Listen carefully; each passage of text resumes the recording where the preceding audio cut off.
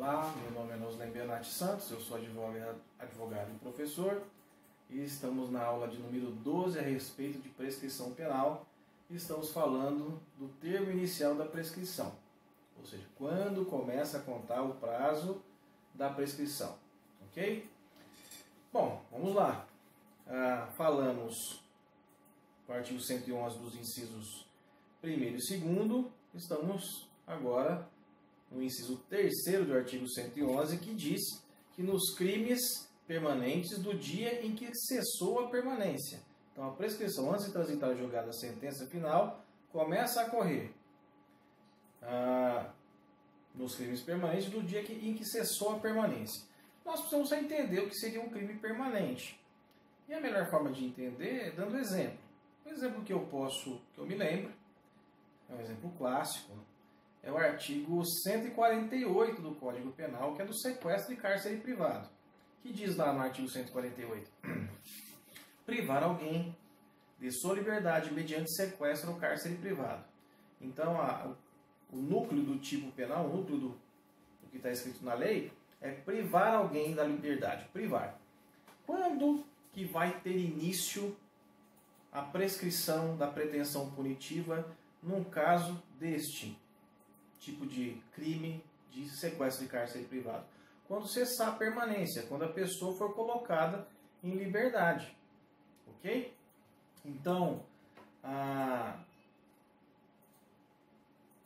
porque no sequestro e cárcere privado a pessoa pode ficar alguns dias. Por que crime permanente? Porque a pessoa está presa, já se consumou. No momento que o agente retira da pessoa a liberdade de locomoção, o crime já se consumou. Ok?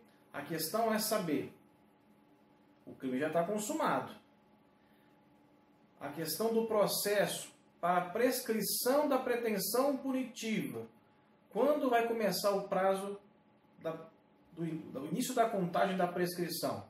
Como esse é um crime permanente, o início do prazo cessa com o encerramento da permanência.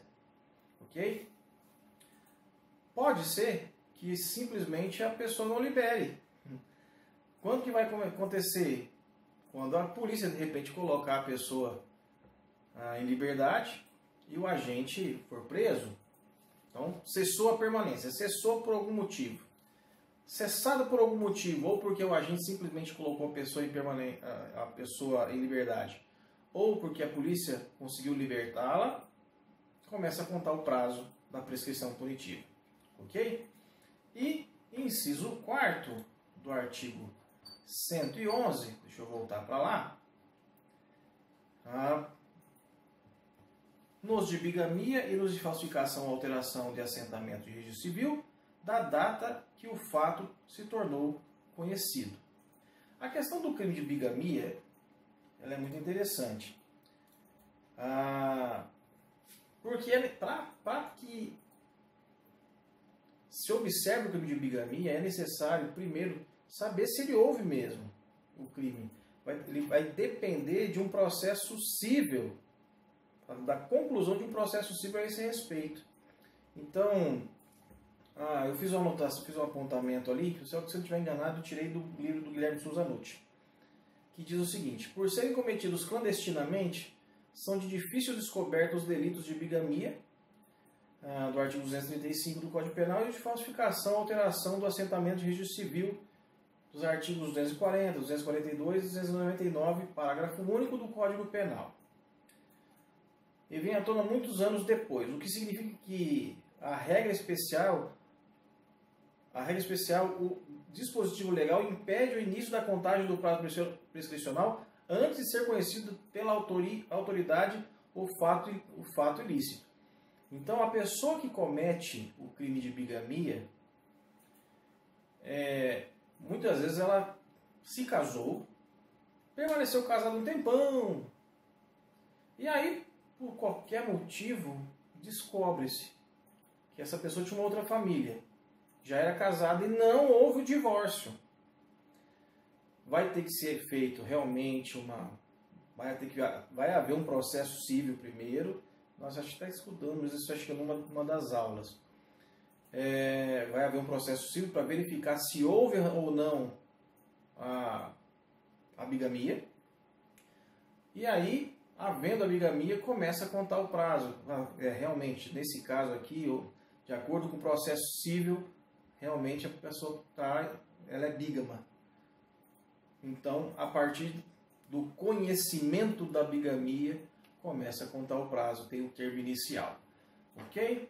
E nós temos o inciso 5º, que fala nos crimes contra a dignidade sexual de crianças e adolescentes, previstos nesse código ou em legislação especial, da data em que a vítima completar 18 anos, salvo se a esse tempo já houver sido proposta a ação penal. Pode ser, isso é muito comum acontecer, infelizmente no Brasil, no mundo, né? Infelizmente, crianças e adolescentes são vítimas de violência sexual. E o que ocorre? Muitas vezes essa criança e adolescente, por vergonha, por medo, não conta para os seus responsáveis. Muitas vezes o responsável é que cometeu o crime contra a dignidade pessoal da criança ou do adolescente. Ao atingir 18 anos, vamos supor que essa criança ou adolescente, vamos colocar que a criança seja criança nos termos do Estatuto da Criança e do Adolescente, tenha 11 anos. O crime contra a dignidade sexual, estupro contra a vulnerável, encontra-se no artigo 217. 217, deixa eu achá-lo. Letra A. Cadê? Ter conjunção carnal ou praticar outro ato libidinoso com menor de 14 anos.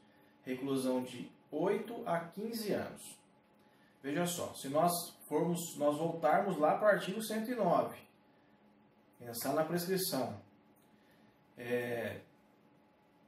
Vamos pegar aqui o artigo 109. Em quanto tempo prescreve esse crime, uma vez que a gente está pensando de forma abstrata? O máximo da pena são 15 anos. Em 20 anos, se o máximo da pena é superior a 12. Então seria 20 anos. Pensemos numa criança de 7 anos de idade. Ok? 7 anos. Até atingir 18, são 11 anos. Ok? Ela vai ter ainda mais um bom tempo pela frente para denunciar essa pessoa. Vamos pensar em alguém mais novo ainda. Vamos pensar numa criança de 5 anos de idade que sofre abuso sexual. Tem 20 anos a partir dos 18 anos de idade dela. Ok? Então tem 5 anos. Já correu 13. Tem 5. 5. Ela vai ter... até os 18 são mais 13 anos. A partir dos 18 anos é que começa a contar o prazo de 20 anos. Então, essa é uma legislação razoavelmente nova. Esse inciso 5º é de 2012. Ele foi inserido no Código Penal pela Lei 12.650 de 2012. Então, até para proteção da criança e do adolescente, porque infelizmente é algo que acontece de forma muito corriqueira no nosso país. Ok? E para a gente encerrar, acabar com relação ao termo inicial, no caso, termo inicial da prescrição após a sentença condenatória irrecorrível, ou seja, um trânsito em julgado. Temos 2 incisos. Do dia que transitar em julgado a sentença condenatória, que é o inciso 1, para acusação ou a que revoga a suspensão condicional da pena ou o livramento condicional. E do dia em que se interrompe a execução, salvo quando o tempo de interrupção deva se computar-se na pena. Então veja só, a questão da sentença condenatória irrecorrível é a tal da sentença condenatória transitada em julgado, ou seja, não cabe mais recurso. Já foi até os tribunais superiores e já está resolvido. Quando que isso ocorre? Qual que é o termo inicial? Do dia em que transita em julgado a sentença condenatória para acusação, ou que a revoga a suspensão condicional da pena ou livramento condicional. Então, quando a acusação não tiver mais o que fazer, o prazo começa a partir daí, quando há a acusação.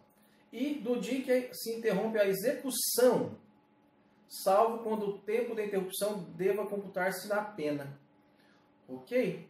Então, do dia em que se interrompe a execução. Lembra da questão da execução que nós estávamos falando? A pessoa está cumprindo a pena, de repente ela se evade, ela foge. O que vai acontecer? Vai zerar o prazo, né? Vai começar a contar o prazo. A se evade vai começar a contar o prazo. E daí acontece o que? Ela é recapturada, volta, zera o prazo novamente. Ok? Beleza? Gente, finalizamos o nosso assunto, o nosso tema de prescrição da pena. 12 aulas. Essa foi uma homenagem aos meus alunos da Anhanguera de Pirassununga.